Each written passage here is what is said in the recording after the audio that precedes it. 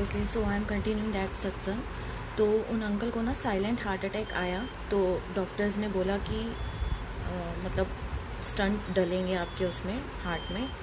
और उससे पहले ना मतलब अंकल को गुरुजी का कुछ पता नहीं था। तो उसी टाइम पीरियड में एक अंकल थे जो अंकल के फ्रेंड थे, वो गुरुजी को मानते थे। तो उन्होंने गुरुजी का अंकल को बताया उन्हीं दिनों। और उस टाइम पे डॉक्टर्स ना पहले अंकल को मेडिसिन्स दे रहे थे कि मेडिसिन से ना हम इनके हार्ट की जो ब्लॉकेज है उसको ठीक कर सकते हैं, अगर हो सकी तो। अगर वो ठीक नहीं होगी तो स्टंट्स ही डलेंगे। तो उन्होंने ब्लॉकेज को रिमूव करने के लिए कोई मेडिसिन्स दे दी थी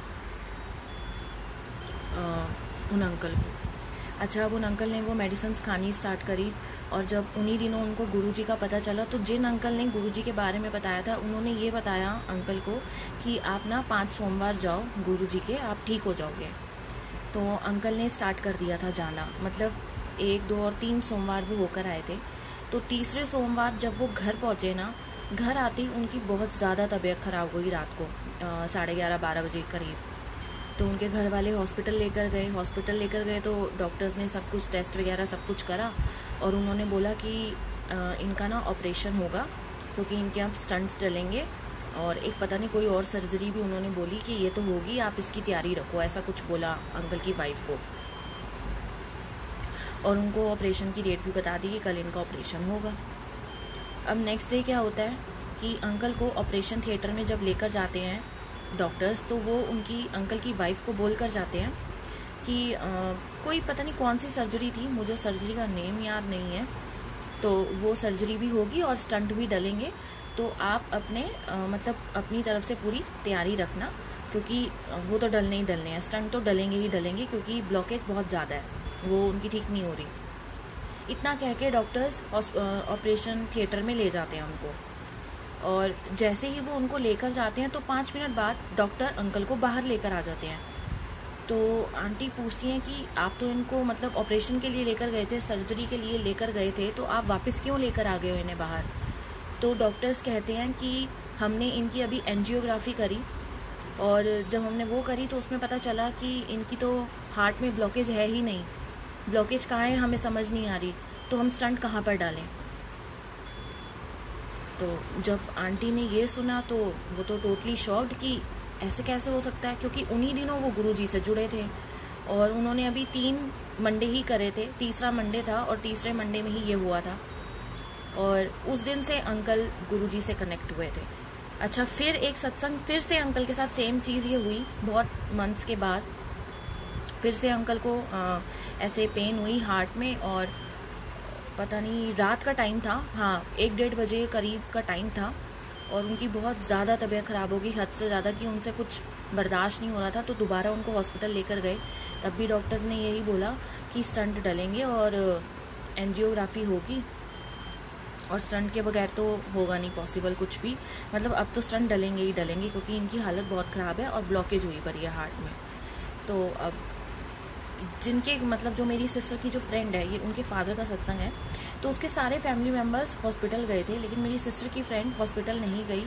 उसने अपने घर वालों को बोला कि आप जाओ हॉस्पिटल इनको लेकर, मतलब इसके पापा को लेकर। और पीछे से उसने क्या करा, रात को पूरी रात वो नहीं सोई। उसने एक बुके लेकर आई वो, और लंगर प्रसाद बनाया थोड़ा सा, जो भी उसने रखा, और उसने रात को बैठकर अमृत वेला करा।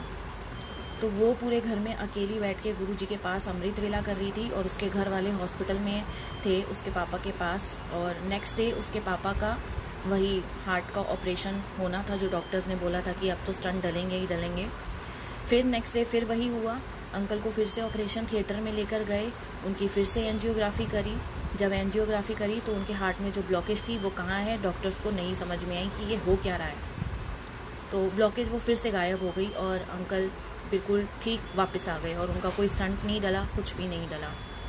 तो ये है अमृत वेला की पार, कि अमृत वेला सत्संग में बहुत पावर होती है। अगर आप दिल से सब कुछ करो ना, तो गुरुजी आपको सब कुछ देंगे, बट मन में वो श्रद्धा होनी चाहिए, वो ट्रस्ट होना चाहिए। अगर ट्रस्ट है तो गुरुजी सब कुछ करेंगे, अगर ट्रस्ट नहीं है तो कुछ भी नहीं हो सकेगा। तो बस यही था आज का सत्संग। और जिनका ये सत्संग सुनाया है उन अंकल का अभी तक हार्ट में कोई इश्यूज़ नहीं आए, कोई स्टंट नहीं डला, कुछ नहीं हुआ, वो बिल्कुल परफेक्ट है with Guruji grace. So this is Guruji's miracle. क्योंकि डॉक्टर्स कुछ शॉक्ड थे कि पहले की रिपोर्ट में ब्लॉकेज आ रही है और जब हम एंजियोग्राफी कर रहे हैं तो उसमें ब्लॉकेज ही नहीं आ रही, तो वो टोटली शॉक थे। तो उनके लिए मिरेकल, तो हमारे लिए तो ये सबसे बड़ा है, क्योंकि गुरुजी तो कुछ भी कर सकते हैं, गुरुजी के लिए सब कुछ पॉसिबल है। तो बस गुरुजी का शुक्राना, पल पल शुक्राना। तो आज बस मैं यही सत्संग शेयर करना था मुझे, और मैं अब ऑफलाइन हो रही हूँ। शुक्राना गुरुजी, शुक्राना टू ऑल ऑफ़ यू। जय गुरुजी, गुड नाइट टू ऑल। और अभी एक आंटी ने पूछा था कि चंदन का टीका हम अपने फुट में लगा सकते हैं या नहीं। चंदन का टीका सी आपको जहाँ भी पेन है, जहाँ भी आप गुरुजी को लगाओ। गुरुजी को लगाने के बाद जो आपकी फिंगर में बचता है वो आप अपनी पेन वाली जगह पे लगा लो, उसमें कोई वहम नहीं है, ठीक है।